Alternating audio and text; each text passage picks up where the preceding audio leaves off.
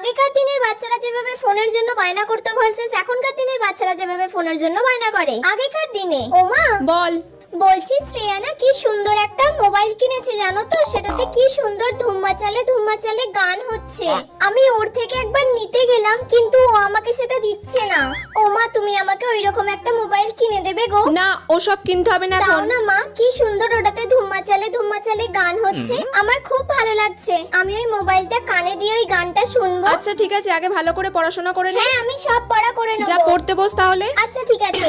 এখনকার দিনে মানা খাবি আয়। না, আমাকে যদি না এক্ষুনি ফোন দাও, আমি যদি গেম না খেলতে পারি তাহলে আমি খাবো না, পড়বো না, কিচ্ছু করবো না। আমাকে এক্ষুনি তোমার ফোনটা দিতে হবে, তবেই আমি খাবো, পড়বো, সব করবো। দাও। এই নে ধর।